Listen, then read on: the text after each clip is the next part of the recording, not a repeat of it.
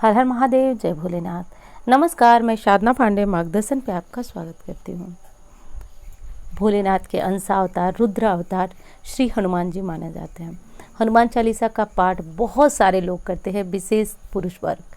हनुमान चालीसा का पाठ कोई साल भर से करता है, कोई 2 साल से पूरा, मतलब कोई तो आजीवन ही करता है। देखने में आता है कि फिर भी वो परेशान है, जबकि हनुमान चालीसा में लिखा गया है कि होए सिद्धि साखी गौरीशा, यानी कि हनुमान चालीसा के पढ़ने वाले के जीवन में निश्चित रूप से जो भी वो मांगेगा वो सत्य सिद्ध होगा। इसके साक्षी गौरीशा यानी कि भोलेनाथ हैं, गौरी के ईश हैं।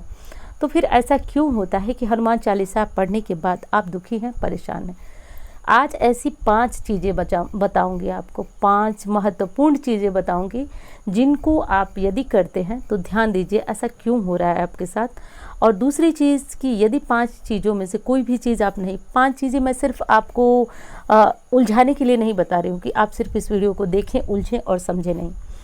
इस वीडियो को देखने के बाद आप समझ जाएंगे कि हनुमान चालीसा का लाभ क्यों नहीं मिलता है।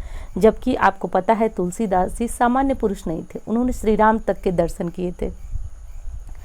हनुमान जी तो मतलब उनके भक्त थे, लेकिन उन्होंने श्री राम जी के भी दर्शन किए थे।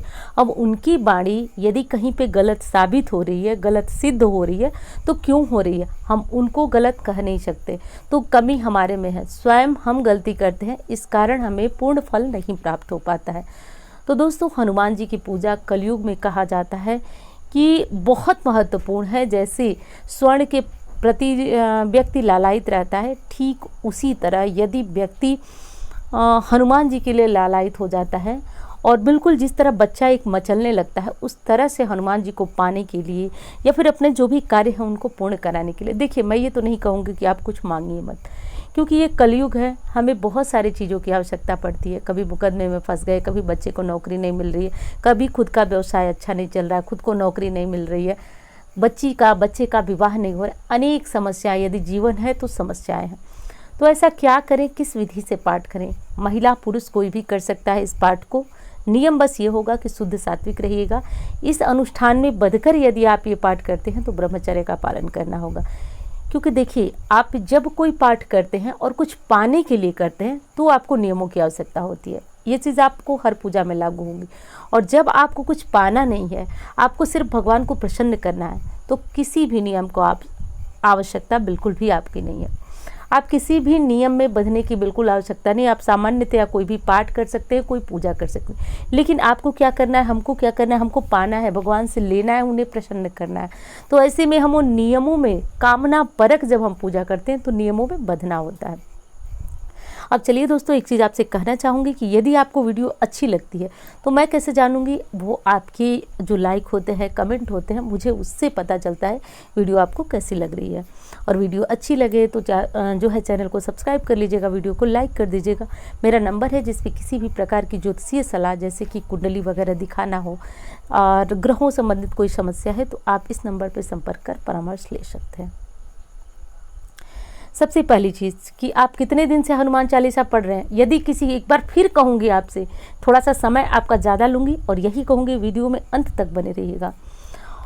लेकिन आप कुछ पाना चाहते हैं हनुमान जी से, यदि इसी तरह आप सुबह पूजा कर आदत है आपको कि आप हनुमान चालीसा पढ़ते हैं, पढ़ लीजिए। लेकिन कुछ पाना है तो नियम बदलिए, चीज़ों को ध्यान रखिए। अभी श्राद्ध पक्ष चल रहा है, कुछ भी पाना है तो कोई मनोकामना न रखें आप जैसे कि कोई अच्छा समय आए, जैसे शुक्ल पक्ष का पहला मंगलवार आता है, इससे आप कर सकते हैं, या फिर नवरात्रि आ रही है उसमें जो मंगलवार आ रहा है उस दिन से आप कर सकते हैं। सबसे पहली चीज़ कि हनुमान चालीसा पढ़ने का सबसे जो श्रेष्ठ समय है वो कौन सा है?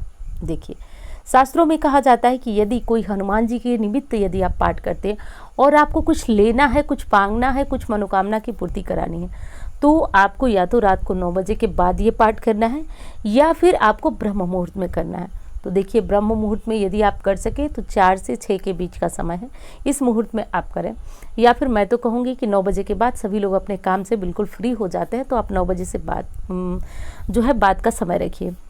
दूसरा नियम आपको, समय मैंने बताया, समय बहुत महत्वपूर्ण है दोस्तों। और जो ज्योतिष शास्त्र होता है या फिर हमारे शास्त्र होते हैं, समय का बहुत महत्वपूर्ण है। एक साधारण सी कहावत आपको कहूँ कि लोहा जब गर्म होता है तभी उस पर चोट की जाती है, तभी अच्छे हथियार का निर्माण होता है। ऐसा क्यों होता है? वो भी समय का ही महत्व होता है। यदि गलत समय पे हम कुछ भी करते हैं तो उसका श्रेष्ठ परिणाम नहीं मिलता है। वही कम प्रयास में ही यदि सही समय का चुनाव करके करते हैं तो श्रेष्ठ परिणाम की प्राप्ति होती है। तो अब आप करेंगे कि समय का ध्यान रखिए यदि कुछ पाना है तो, और ये अनुष्ठान करने से पहले आप संकल्प ले लें। आप 90 दिन यानी कि 3 महीने के लिए, महीने से मत देखिए, कभी कभी महीने में आप जानते ही हैं समय जैसे कि दिनों की अपेक्षा, आप बस 90 दिन गिन लीजिए। 90 दिन में किसी भी प्रकार की मनोकामना हो आप इस पाठ को कर सकते हैं, इस चीज़ का ध्यान रखिए।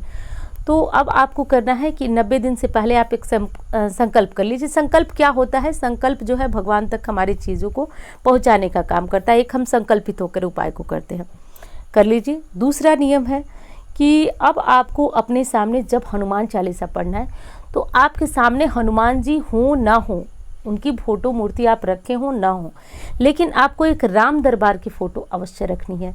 यदि आप चाहते हैं कि आपकी पूजा पूर्ण हो तो हमेशा के लिए मैं बता रही हूँ आपको, हनुमान जी वहीं आते हैं जहाँ श्री राम जी होते हैं। आप उनको बुलाएं ना बुलाएं, जैसे आप रामायण का पाठ करते हैं वो आ ही जाते हैं, क्योंकि श्री राम जी का गुणगान होता है। और माता सीता जी ने उन्हें वर भी दिया है कि जहाँ पे राम कथा होगी, राम जी का गुणगान होगा, वो आएंगे। तो सबसे श्रेष्ठ यदि परिणाम पाना चाहते हैं दोस्तों, ध्यान रखिए कि यदि आप पाना चाहते हैं तो सबसे पहले आप श्री राम जी का ध्यान करिए। अगर हनुमान चालीसा पढ़ने से पहले, सुंदरकांड पढ़ने से पहले, रामायण पढ़ने से पहले श्री राम जी का ध्यान कीजिए। गणेश जी के बाद श्री राम जी का ध्यान करें और उसके बाद हनुमान जी की पूजा आराधना शुरू करें। करके देखिएगा, बेहद उपयोगी है। ये उपाय बहुत सारे लोग कर भी रहे हों, क्योंकि मैं बहुत बार ये चीज़ बताई हूँ। अब अगले नियम की बात मैं करती हूँ। हनुमान चालीसा का पाठ आप यदि बहुत तेज करते हैं तो आपको इसका कोई श्रेष्ठ परिणाम नहीं मिलता है। और ये मेरा कथन नहीं है, जितने भी नीति शास्त्र एक शास्त्र है उसमें पाठ करने की विधि और नियम के बारे में बताया गया है। तो उसमें ये चीज़ बताया गया है कि जब आप किसी का गुणगान करते हैं, मतलब गुणगान देखिए हनुमान चालीसा में है क्या, हम हनुमान जी के गुणों की प्रशंसा करते हैं, वर्णन करते हैं। शिव जी के चालीसा में क्या है, हम उनके बारे में उनका वर्णन करते हैं, उनको प्रसन्न करने की कोशिश करते हैं, उनका गुणगान करते हैं। और जब हम ये बहुत तेज़ से करते हैं तो उसका कोई श्रेष्ठ परिणाम हमें नहीं मिलता। आप खुद सोचिए, कोई आपकी प्रशंसा कर रहा है और बहुत जल्दी जल्दी, इतनी जल्दी कर रहा है कि आप उसको सुनने में भी असमर्थ हैं, तो आपको इसका श्रेष्ठ परिणाम नहीं मिल पाएगा। ध्यान रखिएगा, मेरे समझाने का बस यही अर्थ है। अगली और बेहद महत्वपूर्ण बात है दोस्तों, ये जो नियम आपने किया, चारों जो मैंने नियम बताया, हाँ एक चीज़ मैं बताना भूल गई, हमेशा पाठ यदि किसी मनोकामना के लिए किया जाता है तो लाल आसन पर, विशेष ऊनी आसन हो और लाल वस्त्र धारण करें।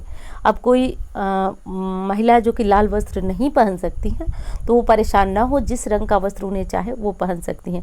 इन 90 दिनों में कुछ पाने के लिए कर रहे हैं तो आप जो है इस अनुष्ठान को बंद करके शुद्ध सात्विक आहार लेंगे, लहसुन प्याज से दूर रहेंगे, मांस वगैरह तो सोचिएगा भी मत, क्योंकि देखिए ये चीज़ें करेंगे और आपका मन ही जब संयमित नहीं।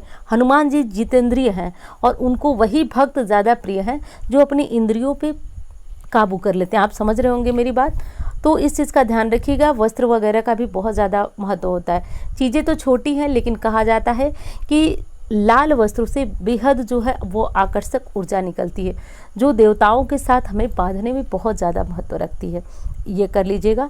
अब अंतिम बात आपको कहना चाहती हूँ, जो हर भक्त के लिए चाहे कोई पूजा हो बहुत महत्वपूर्ण है, वैसे हनुमान जी के लिए तो बहुत ज़्यादा महत्व। कहा गया है कि निश्चल मन जन सो मोहि पावा, मोहि कपट छल छिद्र न भावा। यानी कि हनुमान जी को छली, कपटी और धूर्त व्यक्ति बिल्कुल पसंद नहीं है।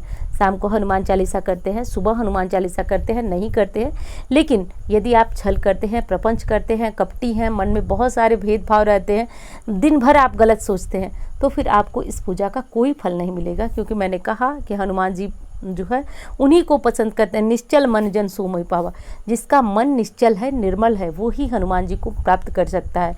छली, कपटी, प्रपंच करने वाले से हनुमान जी जो है वो दूर रहते हैं। तो बहुत महत्वपूर्ण है इन बातों को जानना। चलिए, इंस्टाग्राम पे, फेसबुक पे मुझे फॉलो करना चाहते हैं तो कर लीजिएगा। वीडियो कैसी लगी बता दीजिएगा। मेरा नंबर है जिससे किसी भी प्रकार की ज्योतिषीय सलाह लेनी हो ले सकते हैं।